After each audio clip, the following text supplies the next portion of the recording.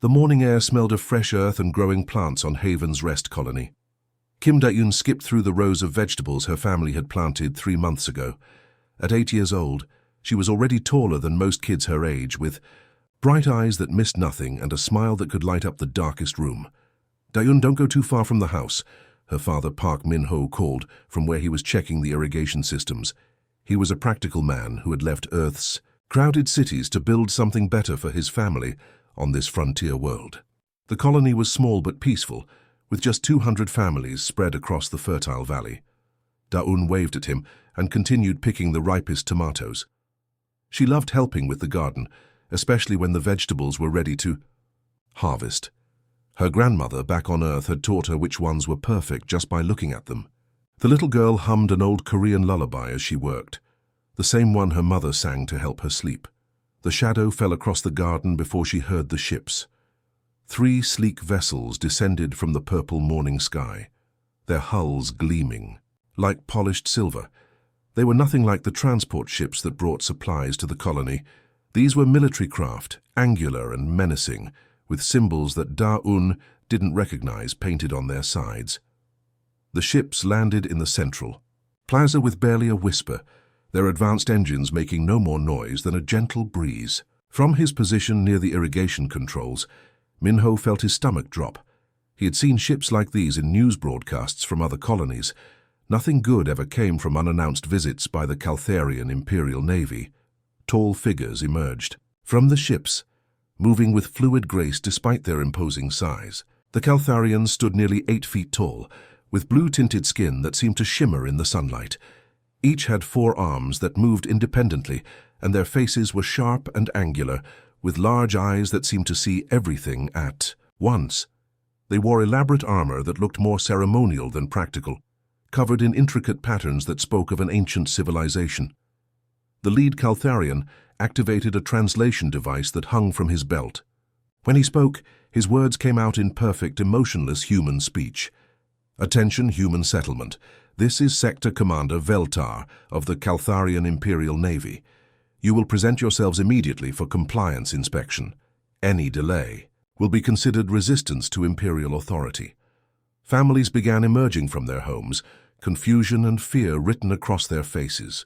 Min-ho quickly made his way toward the plaza, his heart pounding, as he realized Da-eun was still in the garden, probably unaware of what was happening. The Caltharians spread out across the plaza, their forearms gesturing dismissively at the human buildings around them.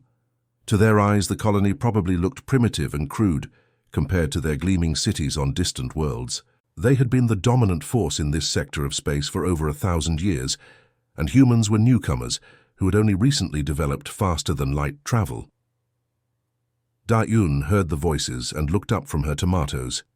She could see the tall aliens in their pretty armor standing in the plaza, and her curiosity got the better of her fear. Her parents had always taught her to be polite to visitors, and these were clearly important guests from far away. She gathered her best tomatoes in her small hands and walked toward the plaza with the innocent confidence that only children possess.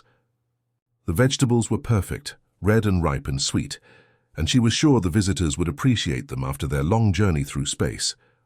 "Da-eun, no!" Min-ho shouted when he saw his daughter approaching the Caltharians, but she was too focused on her mission of hospitality to hear him. She walked right up to the nearest Caltharian soldier and held out her handful of tomatoes.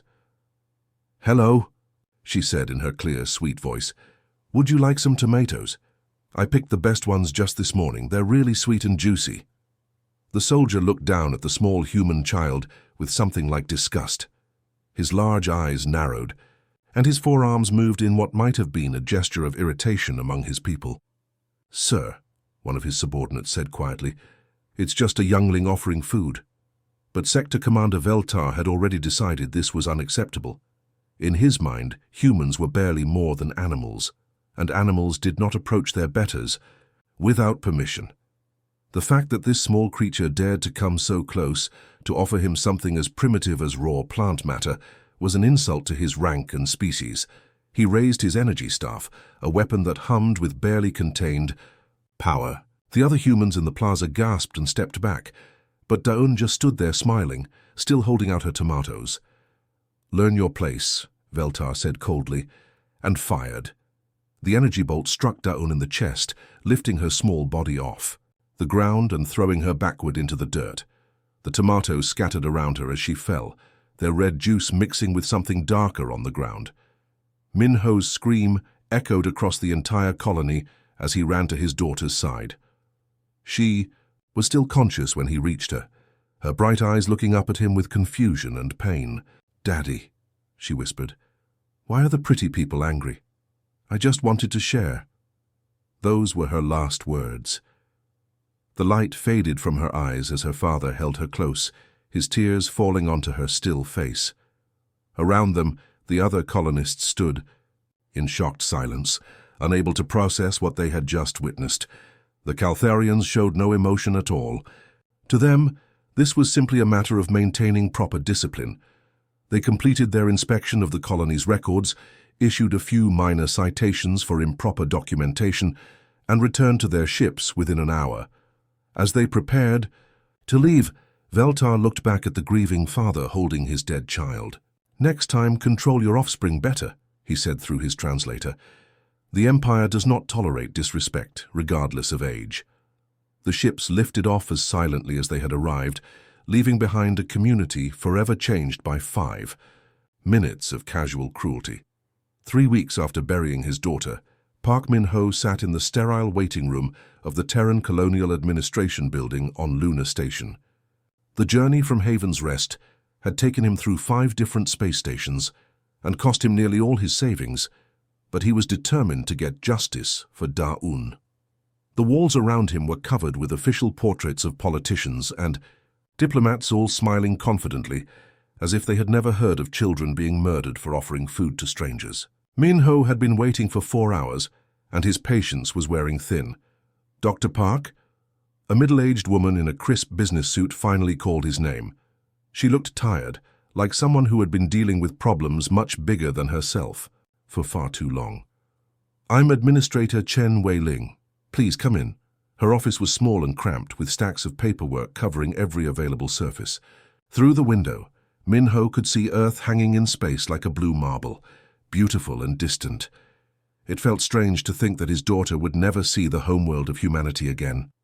"I've reviewed your case," Administrator Chen said, settling behind her desk without making eye contact. "I understand this has been a difficult time for you and your family." "They killed my daughter," Min-ho said simply. "She was 8 years old and she was trying to be kind to them. Yes, I see that in the report." Chen shuffled through her papers, still not looking at him directly. According to the Caltharian military filing, there was a security incident involving unauthorized approach to Imperial personnel during a compliance inspection. Min-ho felt his hands clench into fists. Unauthorized approach? She was offering them tomatoes from our garden. "Dr. Park, I need you to understand the bigger picture here." Chen finally met his eyes and he could see something like sympathy there, buried under layers of bureaucratic training. The Caltharian Empire controls 12 star systems in this sector. They have trade agreements worth billions of credits with our colonies. Any diplomatic incident could jeopardize the livelihoods of millions of humans. "What about my daughter's life? Doesn't that matter at all?" Chen was quiet for a long moment, and Min-ho could see her struggling with something. When she spoke again, her voice was softer, more human. "Off the record? I have a daughter too. She's about the same age yours was. What happened to Daun? It makes me sick to my stomach. Then help me do something about it." "I can't." The words came out flat and final. "The Caltharian government has already filed their official response. They consider the matter closed. Any further action on our part would be seen as hostile interference in their internal security protocols." Min-ho stood up so quickly that his chair fell backward. "Internal security? They came to our world and killed my child." "Please, Dr. Park, sit down." Chen gestured toward the chair, but Min-ho remained standing. "Look, I've been doing this job for 15 years. I've seen what happens when smaller colonies try to challenge the major galactic powers. It doesn't end well for anyone. So that's it? My daughter dies and we just pretend it never happened.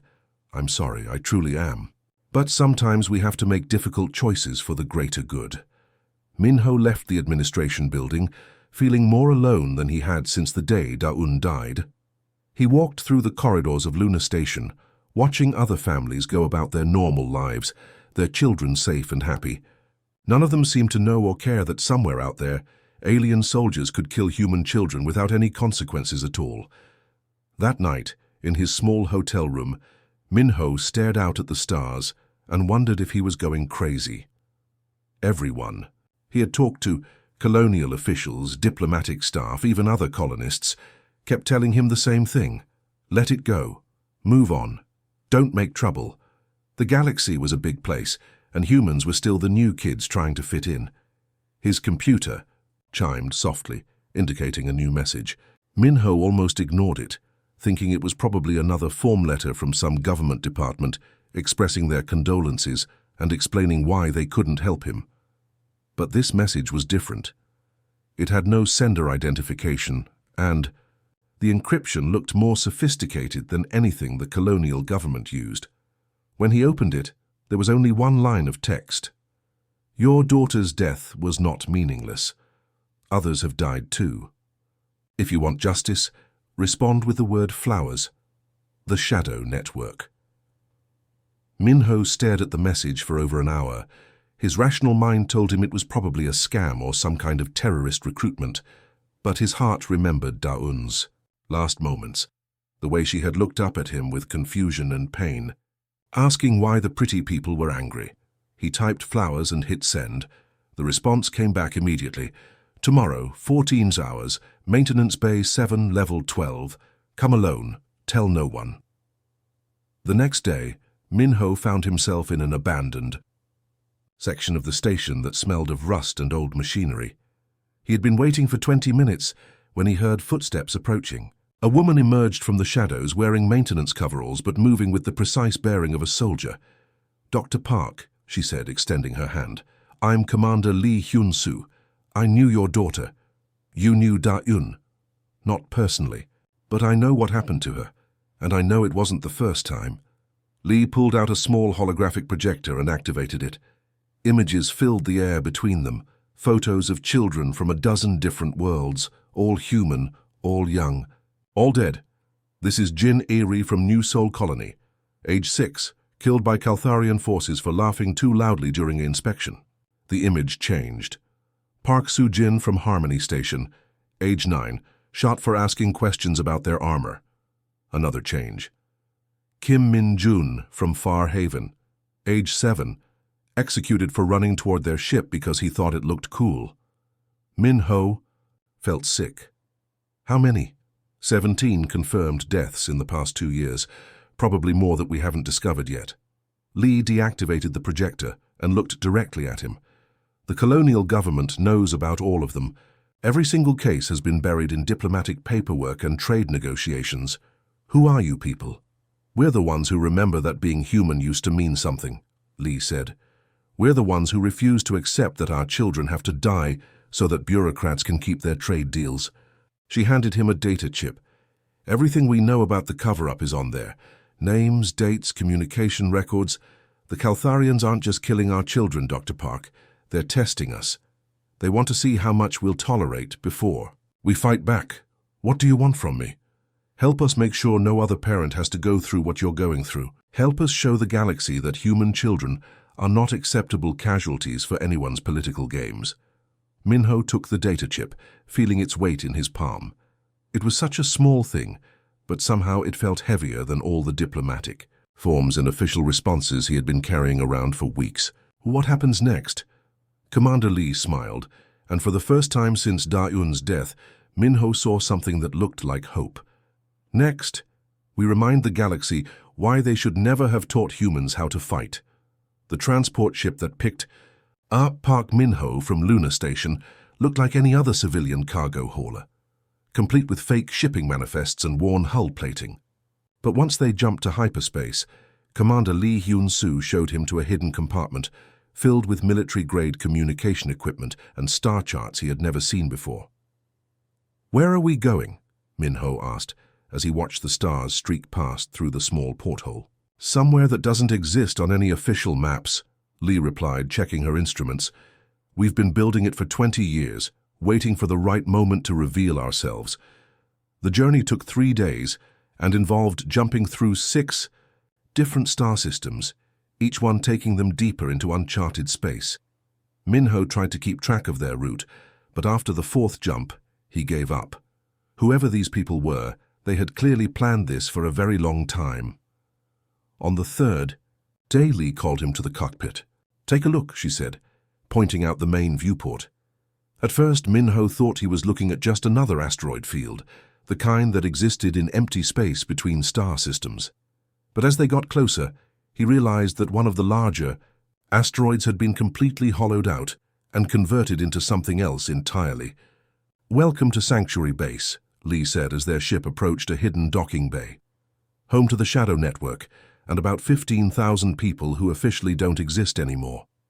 The docking bay was massive, easily large enough to hold dozens of ships. But what caught Minho's attention were the vessels themselves. These weren't the simple cargo haulers and passenger transports he was used to seeing.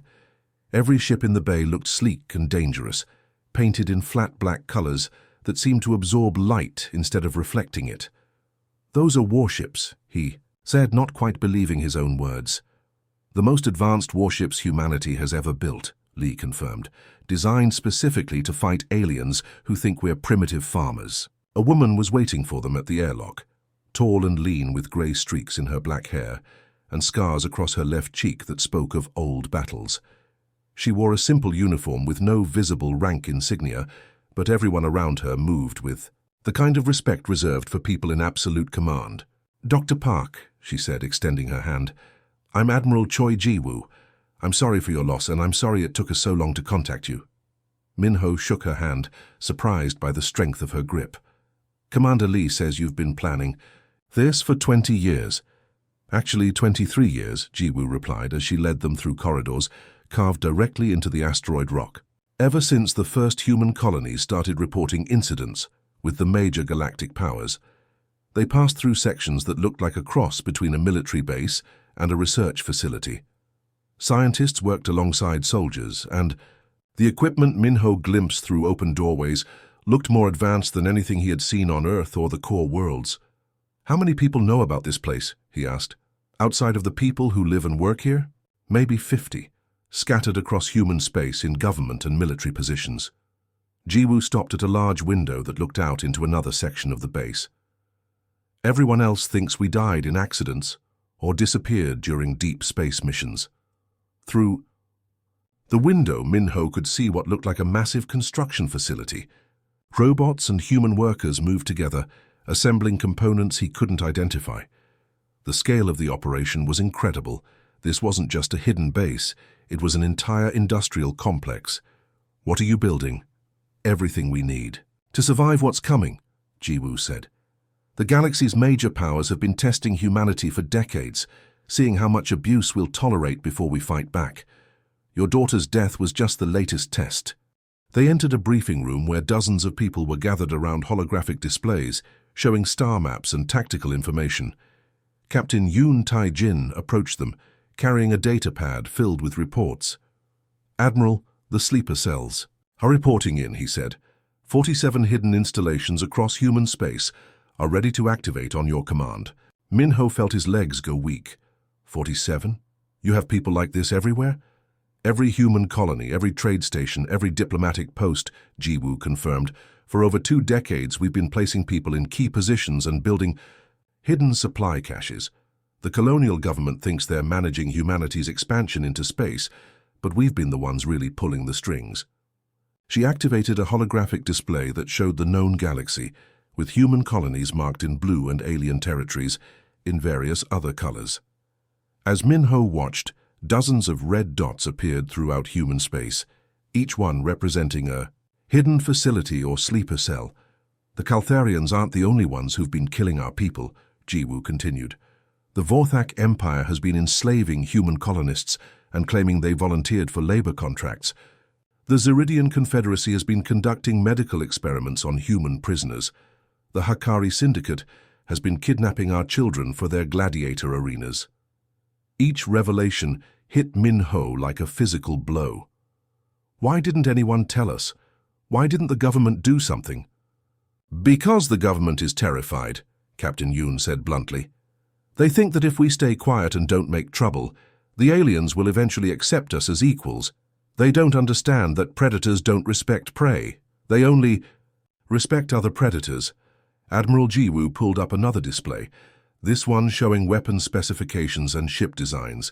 We've been studying every alien technology we could get our hands on, reverse engineering their equipment, and finding weaknesses they don't even know they have. Min-ho looked at the weapons data, seeing energy outputs and targeting systems that were far beyond anything in the official human military. How did you manage all this without being discovered?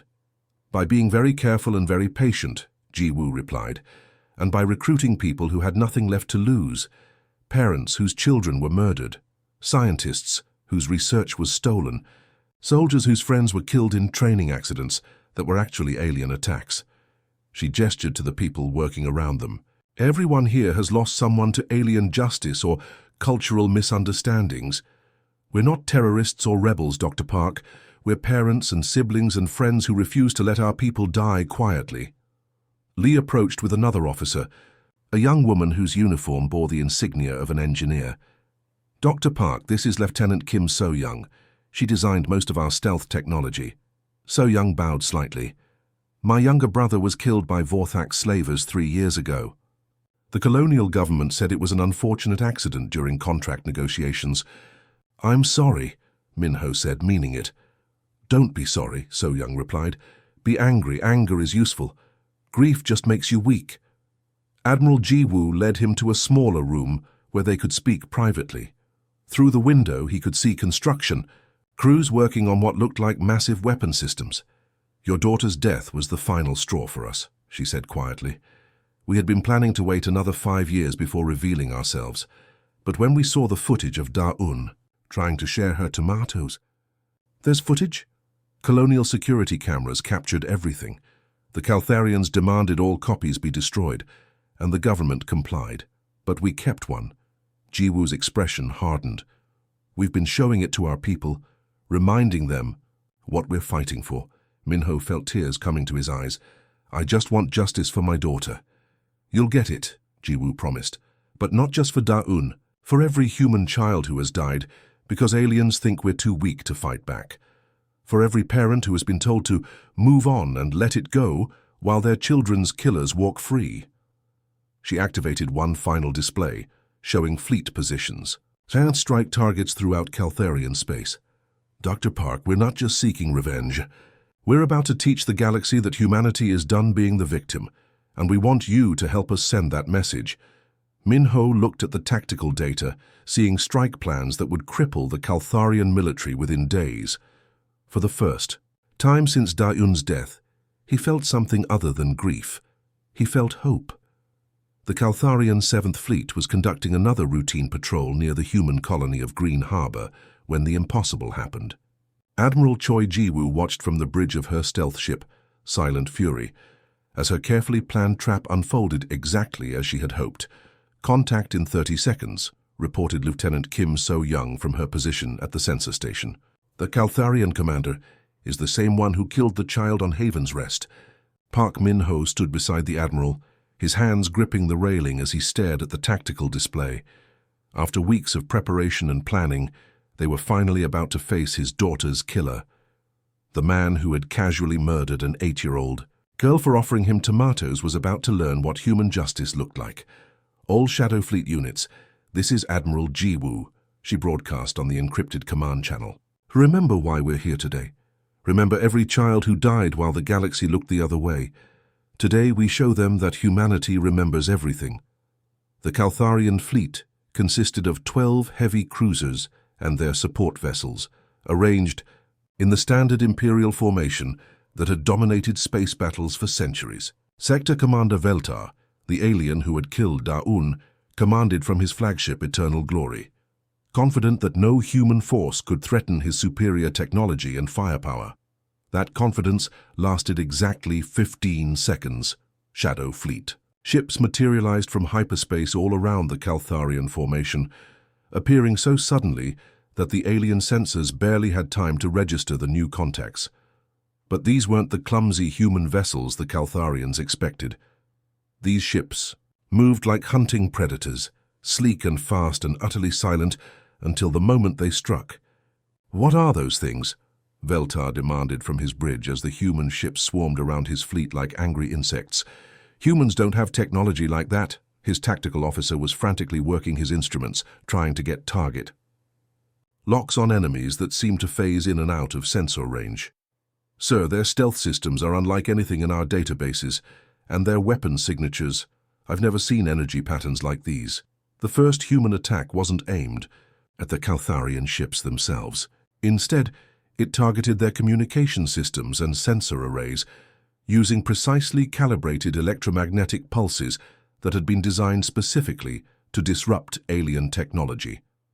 Within minutes, the proud Caltharian fleet was deaf, blind, and unable to coordinate their response. Commander Lee Hyun-soo led the second wave from her assault ship Dragon's Tooth. Her target was the fleet's command structure, but she wasn't using conventional weapons. Instead, her ships broadcast a signal that every human vessel could receive, but that caused severe disorientation in Caltharian physiology. Psychological. "Warfare protocol is active," she reported to Admiral Jiwoo. "Their forearm coordination is breaking down. They're having trouble controlling their own ships." The sound that filled the Caltharian fleet's communication channels wasn't the usual battle chatter or tactical orders. It was the recorded voice of a little girl, speaking in clear, innocent words that cut through the chaos like a knife. "Hello, would you like some tomatoes? I picked the best ones just this morning. They're really sweet and juicy." Dayun's voice, preserved from the security footage of her final moments, played on every frequency the humans could access. The psychological impact on the Caltharian crews was immediate and devastating. Many of the alien soldiers had never heard a human child speak before. To them, humans were just another species to be controlled and exploited. But hearing Dayun's innocent offer of friendship, followed by her dying words asking why the pretty people were angry, broke something in their understanding of what they had been doing. Captain Yoon Tai-jin commanded the boarding parties that struck at the disabled Caltharian vessels. His teams moved through the alien ships like ghosts, using weapons and tactics that the Caltharians had never encountered. They didn't fight with honor or follow the traditional rules of space combat. Instead, they used every dirty trick and psychological advantage they could find. "Target the flagship," Admiral Jiwoo ordered. "Veltar needs to answer for what he did." The assault on Eternal Glory was swift and precise. Human soldiers, wearing armor that made them nearly invisible and carrying weapons that seemed to ignore Caltharian shields, moved through the ship's corridors like a nightmare made real. They avoided killing when possible, instead using non-lethal weapons that left their enemies unconscious and helpless. Veltar was found cowering in his personal quarters, his blue skin pale with terror as he tried to understand how primitive humans had defeated his advanced fleet so easily. When Commander Lee entered his room, flanked by 2 soldiers in black armor, he could barely speak. "You," he gasped, recognizing her from intelligence reports. "You're supposed to be dead. Our records show you died in a transport accident 2 years ago." "I did die," Lee replied in perfect Caltharian, her pronunciation flawless. "The woman who believed in diplomatic solutions and peaceful coexistence died when you started murdering our children. What you're looking at now is what you created." Veltar's 4 eyes widened in disbelief. "Humans cannot speak our language properly. Your vocal cords are not capable of—" "We're capable of many things you never bothered to learn about," Lee interrupted. "For example, we're very good at remembering faces, especially the faces of people who kill 8-year-old girls for offering them food." She activated a holographic projector that filled the room with images from Dayun's final moments. Veltar watched himself strike down the innocent child, saw her fall to the ground with tomatoes scattering around her small body, heard her last confused words asking why the aliens were angry. "Do you remember her now?" Lee asked. It was just a compliance matter," Veltar stammered. "She approached without permission. Protocol required—" "Protocol?" Lee's voice was deadly quiet. Your protocol was to murder a child who was trying to be kind to strangers. Around them, the sounds of battle were dying down as the last Caltharian resistance collapsed. The entire engagement had lasted less than 30 minutes, and the proud 7th Fleet was now either destroyed or captured. Not a single human ship had been lost. From the bridge of Silent Fury, Admiral Jiwoo broadcast a message on all galactic communication frequencies. Her words were transmitted to every major power in known space, ensuring that the galaxy would understand exactly what had just happened. "This is Admiral Choi Jiwoo of the Human Shadow Fleet," she began. "Today we have defeated the Caltharian 7th Fleet in response to their murder of innocent human civilians, including children. We did not start this conflict, but we will finish it." The transmission included footage of Da-Un's death, followed by tactical analysis of how easily the human forces had dismantled supposedly superior alien technology. The message was clear. Humanity had been hiding their true capabilities, and the time for hiding was over. To every government that has harmed human citizens and assumed we were too weak to respond, your assumptions were incorrect. To every species that has enslaved our people or experimented on our children, we know who you are and we are coming for you. Park Min-ho watched as Veltar was brought to the bridge in restraints, the alien commander no longer looking like a proud Imperial officer. Instead, he looked like what he had always been, a bully who had finally met someone stronger than himself. "This is for Da-Un," Min-ho said quietly, speaking to the alien who had destroyed his world. "And for every other child you thought didn't matter." The battle was over, but the war for humanity's place in the galaxy had only just begun. 6 months after the battle that changed everything, Park Min-ho knelt beside his daughter's grave on Haven's Rest. The simple stone marker was no longer alone in the quiet corner of the colony's cemetery. Around it, a beautiful memorial garden had grown, filled with flowers and vegetables from dozens of different worlds. Children from many species played together in the nearby playground, their laughter echoing across the peaceful valley. But the biggest change wasn't the garden or the playground. It was the sleek patrol ships that moved silently through the sky. Above, their black hulls bearing the symbol of the Human Defense Coalition. The same ships that had once been humanity's greatest secret were now openly protecting colonies throughout this sector of space. "She would have loved seeing all these kids playing together," Min-ho said softly, placing fresh tomatoes from his garden beside Da-Un's headstone. The tomatoes were the same variety she had been picking on that terrible morning, grown from seeds he had saved from her final harvest. Admiral Choi Jiwoo materialized beside him as a hologram, her image flickering slightly in the afternoon breeze. Even though she was commanding operations from a fleet base 3 star systems away, she made time for these monthly visits to check on the memorial and the people who came to remember their lost children. The Caltharian surrender documents were officially signed yesterday, she reported. Their entire military has been disbanded, and they're paying reparations to every family affected by their actions. Veltar and his officers will stand trial for war crimes next month. Min-ho nodded, but didn't look away from his daughter's grave. "Will that bring back any of the children they killed?" "No," Jiwoo admitted. "But it will make sure no other children die the same way." The war had lasted only 3 weeks after that first devastating battle. Once the galaxy saw what human technology could really do, the Caltharian Empire's allies had quickly distanced themselves from the conflict. The proud aliens who had ruled 12 star systems for over 1,000 years found themselves completely alone, facing an enemy they had never bothered to understand. The humans didn't fight like other species. They didn't follow the traditional rules of warfare or worry about concepts like honor and glory. Instead, they used every advantage they could find, exploiting weaknesses in alien psychology and technology that had taken them decades to discover and catalog. More importantly, they hadn't been fighting alone. As the conflict spread, 43 different species had quietly joined the human cause, providing intelligence and support that made victory inevitable. These were the so-called lesser races that the major galactic powers had been exploiting. For centuries, all of them eager to see their oppressors brought down. The Vorthak slavers released the last of their human prisoners yesterday, Admiral Jiwoo continued.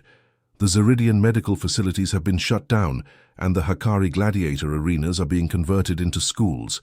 It's amazing how quickly bullies become reasonable when they realize their victims can fight back. Captain Yun Tai-jin's voice joined the conversation through the holographic communicator. He was currently stationed at the new Coalition headquarters on Luna, coordinating patrols throughout human space and beyond. The latest intelligence reports show that 17 different governments have sent formal apologies for past incidents, he reported. The hegemony of Six Suns wants to renegotiate their trade agreements. The Crystal Empire is offering technology exchanges. Everyone wants to be humanity's friend now. Minho finally looked up from Da-un's grave, his eyes focusing on the children playing in the distance. There were human kids, of course, but also young Altarians with their silver skin and musical voices, Centauri twins who communicated through color-changing patterns on their faces, and even a few Caltharian youngsters whose families had defected during the war. "Are we any better than they were?" he asked quietly, "using fear to get what we want?"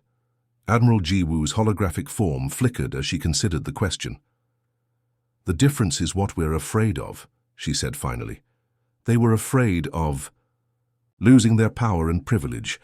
We're afraid of losing our children." She gestured toward the playground where the alien and human children were playing together, sharing toys and games without any of the prejudices their parents had grown up with. "Look at them. That's what we're really fighting for. Not revenge or conquest, but the right for every child in the galaxy to grow up safe." The Memorial Garden had become something of a pilgrimage site for parents throughout known space. Every week, new families arrived to pay their respects and add flowers or small toys to the growing collection around Da-un's grave. The little girl who had died for offering tomatoes to strangers had become a symbol of innocence that transcended species boundaries. Commander Lee Hyun-soo joined the holographic conference from her position aboard the patrol ship Dragon's Tooth. She was currently escorting a convoy of former slaves back to their home worlds, one of hundreds of such rescue missions that had become routine since the war ended. "The Galactic Trade Commission wants to meet with us next week," she reported. "They're proposing new regulations for the treatment of civilian populations during military operations. Specifically, they want to establish universal protections for children of all species." "Da-un's law," Minho said with a sad smile. She always did want to help everyone. The law that would bear his daughter's name was already being implemented across dozens of worlds. Any military force that harmed civilian children would face immediate intervention by the Human Defense Coalition and their allies. It was a simple rule, but one that was already changing how conflicts were conducted throughout the galaxy. As the holographic conference ended and the sun began to set over Haven's Rest, Minho picked up the small watering can he had brought and began tending to the memorial garden. Each plant had been chosen carefully, representing different worlds and species that had suffered under the old galactic order. A group of children approached the garden, led by a young Caltharian girl, whose blue skin marked her as one of the refugees who had settled on Haven's Rest after the war. She was carrying a small potted plant, her forearms working together to keep it steady. "Excuse me, sir," she said in carefully practiced human speech. "My family wanted to add this to the garden. It's a memory flower from our home world. We grow them to remember people who were kind to us." Minho accepted the plant with gentle hands, noting how the child's gesture perfectly mirrored his daughter's final act of kindness. "What's your name?" "I'm Zara," the girl said, her large eyes bright with curiosity. "My parents told me about the human child who tried to give food to our soldiers. They said she was very brave." "She was," Minho agreed, finding a perfect spot for the memory flower among the other plants. "She would have liked you very much." As the children ran back to their families, Minho stood alone in the growing darkness, watching the patrol ships move across the star-filled sky. The galaxy was a different place now, one where children of any species could approach soldiers without fear, where kindness was met with kindness instead of violence. It had taken the death of one innocent little girl to teach the galaxy that humanity would protect all children, not just their own. Da-un had wanted to share her tomatoes with strangers, and in the end, her father had helped her share something even more valuable, the idea that every child deserved to grow up safe and loved. The age of human weakness was over. The age of universal protection had begun, built on the memory of a little girl who had believed that even scary aliens might like a fresh tomato from her garden.